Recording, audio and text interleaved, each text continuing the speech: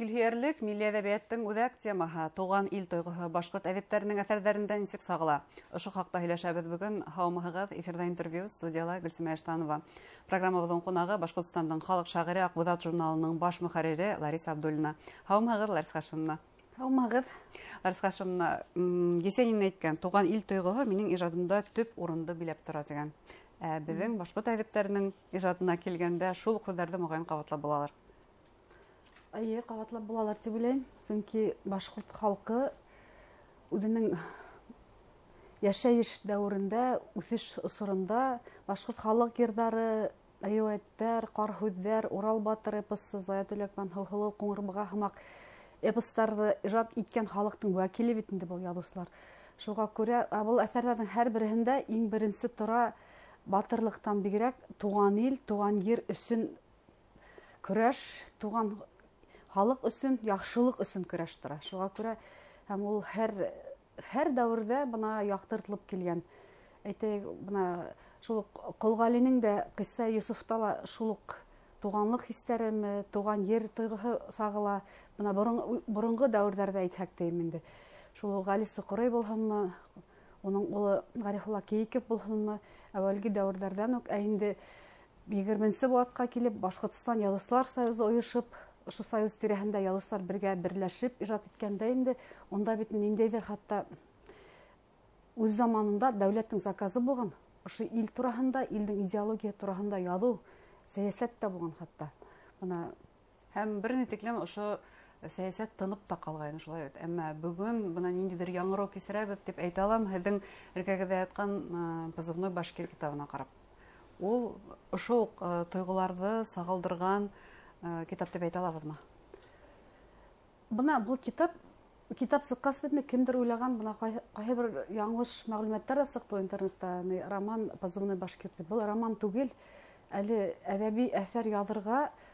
Әле нимә ул әҙәби әҫәр? Ул бит инде ошо донъяуи барған факттар, ошо заманында барған ваҡиғаларға сәнғәтсә ҡарау.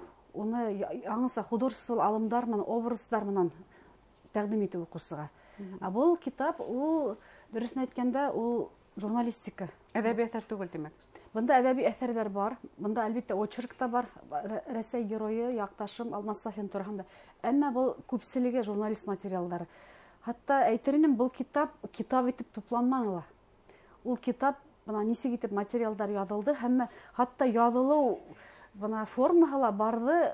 Шул рәүешле әйтәйек, мәҫәлән, беҙ башта барғанбыҙ икән Красный Лучка, Красный Луч мәктәбе сағылдырыла, Сафа Хасанов исемендәге, Советтар Союзы геройы исемендәге мәктәп. Шунаһын Штыровкаға киткәнбеҙ икән, Штыровкала бит һәләк булған урыны, Рәсәй геройы генерал Милғәле Шайморатовтың ошо урынына, мин әйтергә әйтәм инде, бына хронологияла һаҡланған.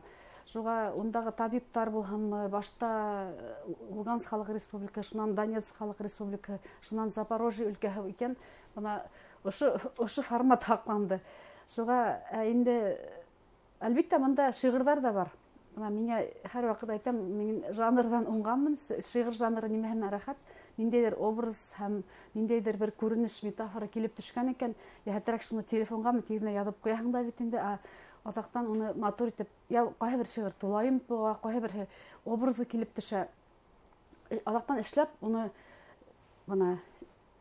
кәрәкле итеп, шиғри әҫәр итеп эшләү ауыр түгел. Ә бит прозаны утырып яҙырға ваҡыт та кәрәк, һәм ул проза ниндәйҙер ойотҡоман оҙаҡ ваҡыт күңелеңдә йөрөргә тейеш. Һәр хәлдә мин үҙем хикәйә яҙғанда шулай тип әйтәм. Бында бер хикәйә инеп китте былай. Ошо махсус хәрби операция буйынса Терентьевна дигән хикәйә, башҡорт һәм рус ҡатынының яҙмышы, уларҙың ошо осорҙа бер-береһенә терәктәш булыуы, ошо заман улышын бирергә тырыштым тип иҫәпләйем инде. Һәм бына әлбиттә, Бөйөк Ватан һуғышы, бына беҙҙең баяғы башҡорт яҙыусыларына ҡайтҡанда, Бөйөк Ватан һуғышында беҙҙең нисәмә яҙыусыларыбыҙ ҡатнашҡан, нисәмә яҙыусыбыҙ ятып ҡалған. Мәҫәлән, әйтәйек, минең яҡташым Баязетдин, ул Белорус фронтында ҡатнашып, шунда ауыр яралар да ала бит инде, һуғышта һәләк булған яҙыусылар. Мәҫәлән, полк улы булып йөрөй, киләсәктә ҙур яҙыусы булған Башҡортостандың халыҡ яҙыусы Әхияр Хакимов. Бына уның ғөмүмән тарихи романдары менән беҙҙе әҙәбиәтебеҙҙе байытҡан шәхес бит инде. Шиғриәттә күп балҡыштар, ошо бына туган ил тойгыһы һәр вакыт безнең халыктың, мин уйлыйм, бына Есенин әйткәнсә, Есениндан башланып бына тапшырылды. Ысынлап та туган ил тойгыһы ул безнең халыкта ла һәр вакыт булган.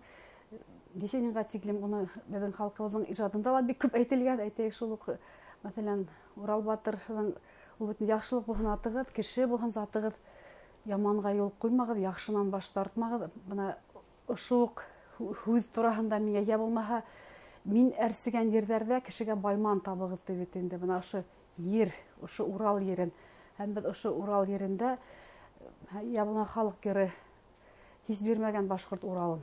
Бына ул бит инде шул ук каһарманлык, шул ук илһөярлек тойгыһы. Нисектер ул бана башка әдәбияттар белән сагыштырып караганда, бына әйткәндәй башка милләт шагыйрьләре ла әйтә ул. Һездә нисектер бына хатта әйтеп аңлатып булмай, бына үзеннән үзе, хатта һезнең лирикагыз да ул мотлак туган ил белән бәйле була ала куя дип, бына һезнең шигъриятыгызда дип, бына безнең башкорт шигъриятын укыйлар да, башка милләт белән тәрҗемәчеләр дә әйтә, бына үзеннән үзе шулай әйтә. Күрәһең, ул безнең ниндәйдер канда бар. Этномаркер. Шулайдыр. Арысканчым, бына әдәбият өлгеләре бар, әмма күпселек ул документалистика динеге. Шундай бер фикер әйткәйне Айрат Абушахманов. Хәзер сәнгатьтә күбрәк документалистика өстенлек ала дине. Ул бернисә драма әсәрләрен, спектакльләрне мисалга килтереп китте. Бына әдәбияттә шулай документалистика популярлык өстенлек ала бара түгелме? Бу сәбәбе нимәле һәзереңсә? Мин уйлайм, буның сәбәбе иң беренче, хәзер бына яшьтәр төрлеһен укый. Бына яшьтәр фэнтезила укый, мәсәлән, уларга криминальная документалистика хатта охшаган яшьтәр бар. Шулай. Әмма нимә документалистика ул нимә? Ул нигезле. Менә ул реаль яшәгән кешеләр турында. Кешегә хәзер ниндәй уйлап сыгарылган дөньядан бигрәк ошо үзенең дәврендәге ниндәй кешеләрнең язмышы, уларның ошо хынылышлы мәлдә нисек үзләрен тотуы һәм ошо хынылышлы мәлдә үзләрен нисек асуы турында ошо замандашларын да күргеһе килә. Шуга заманда бит бездән шуны талап итә. Ниндәйдер әле без хатта өлгермәйбез образлы системага халып ул документаль мәгълүматларны, аргументларны. Бәлки шуңа ла бәйле. Әмма мин шулай ук бына ул бит инде журналистика ул бер шундай шул тиклем бер бөек һөнәр. Минең якташым Алмаз Сафиндың әйткән бер сүзе бар. Спецназ это лучшая работа в мире дип. Ә мин инде дипломыма журналист дип алган кеше, журналист это самая лучшая работа в мире дип. Ул ысынлап та шулай, ул шул тиклем кызыклы һөнәр. Бына медикларма һөйләшкәндә, һин медицина хезмәткәре булып китәһең. Красноводчтың балаларыма һөйләшкәндә, шул бала булып китәһең. Яугирдарма һөйләшкәндә, уларның рухын тоярга тырышам. Һәр береһенең. Бына шул ук вакытта бына бар әдәбият. Мин әлбиттә шул ук театр сәхнәһендә документалистикага нигезләнһә лә, баягы әйткәнемсә, кеше хугыштың үҙен түгел, хугыштың үҙендә кешеләрнең язмышын күргем килә. Бына мәсәлән шул бер кешенең язмышы һәм ул ошо осырга ниндәй булып ингән һәм ошо ханылышлы мәлдә нисек итеп шунан килеп сыккан һәм ул үзен нисек итеп аскан. Димәк, киләсәктә һездән драма әсәрләре көтәбез. Әйтә алмайым, мин драматург түгел бит. Әлбиттә драма әсәрләре кәрәк. Чөнки ул шул тиклем үтемле. Бер вакыт әйткәннәр бит, о, кино туды. Драма әсәрләренә урын калмайсак, театрлар бушар инде дигәндәр. Юк. Бына яһалма интеллект барып та килде. Әмма без бит һаман һөйләйбез, балалар белән терләй аралашырга кирәк. Хәзер хатта этнопедагогтар бына улар набат кыскыра. Улар әйтә, балалар баксаларын, я булмаһа балалар журналларын бер нисек тә яһалма зиһеннән эшләгән һүрәттәр белән бизәп куймагыз, чөнки бала робот фон фикерләй башлый. Ул шул тиклем куркыныч нәмә. Уның иске аңына халына роботтар һәм фикерләү. Һәм улар хатта бер ул үзенә күрә яһалма зиһендең үзенә буын тәрбияләргә тырышуы дип тә кабул итәргә мөмкин. Бу куркыныч нәмә. Ә без барыбер яхшылык булган атыгыз, кеше булган затыгыз. Безгә Урал батыр әйтеп калдыгы. Кешенең хаклары өчен тере аралашу кирәк, театрга кирәк. Кешенең хаклары өчен балалармы да тере аралашу кирәк. Һәм тере караштар, тере мөнәсәбәттәр кирәк. Кешеләр янлылык кирәк, шулай. Янлылык кирәк.